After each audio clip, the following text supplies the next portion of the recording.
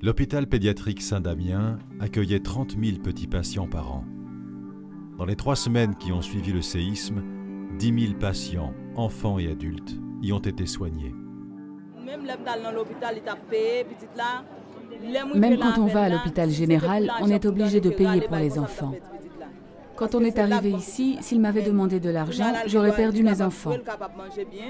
Ici, on peut s'occuper de lui. On peut lui donner à manger. On n'a même pas besoin d'aller acheter à manger, on leur donne à manger. C'est grâce à nos petits frères et sœurs que cet enfant est encore vivant. Ils ont détecté sa maladie et ils l'ont pris en charge. Des volontaires du corps médical sont venus de tous les pays apporter leur aide et sont restés pendant plusieurs semaines.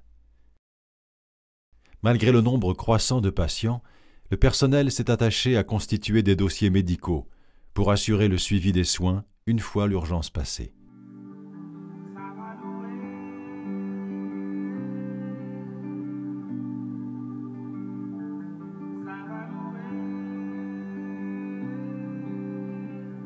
Depuis le tremblement de terre de 12 janvier, l'hôpital Saint-Damien s'est vu transformé comme un hôpital avec un pavillon pour adultes et un pavillon pour enfants.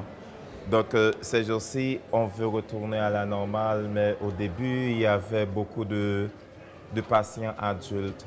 Donc nous allons juste faire un tour pour voir les enfants qui ont été victimes de ce terrible tremblement de terre-là et qui définitivement va changer la vie de toute la population haïtienne là.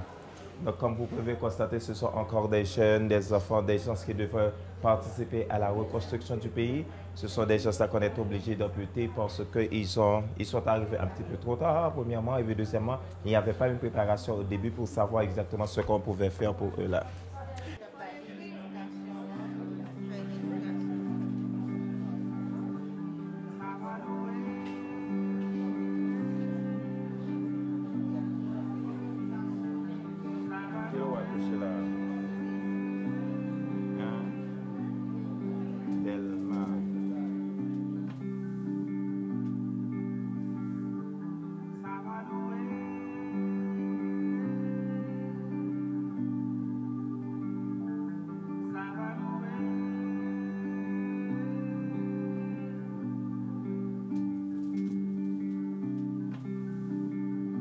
La maman amène l'enfant à l'hôpital pour un problème quelconque, pour raison économique le plus souvent. La maman a 3 ou 4, 5 enfants à nourrir, donc ce dernier, surtout si l'évolution n'est pas satisfaisante, il pense que l'enfant va mourir. Donc voilà pourquoi le plus souvent les enfants sont abandonnés de cette façon. Mais d'autres fois, on peut trouver l'enfant dans la rue, donc on amène l'enfant à l'hôpital. Donc ce sont des enfants justement qui sont abandonnés par leurs parents.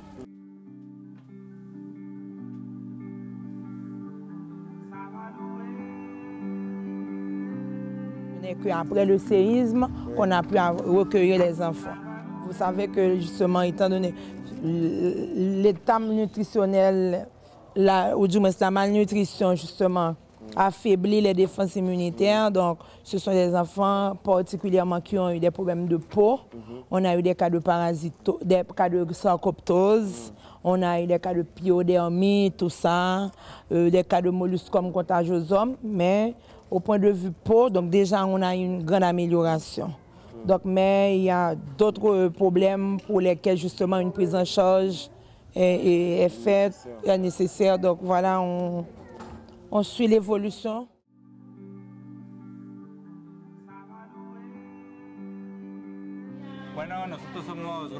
Nous sommes le groupe Siréné, un groupe de Mexicains.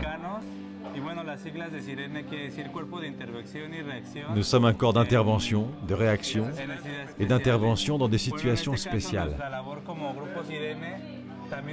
Notre travail en tant que groupe Siréné est une médecine de paix. Nous sommes des clowns qui allons dans les hôpitaux et essayons de faire sourire les enfants. Alors nous avons des ballons, de la magie, des chansons. Ce n'est pas facile, mais le sourire des enfants est une vraie récompense pour notre travail.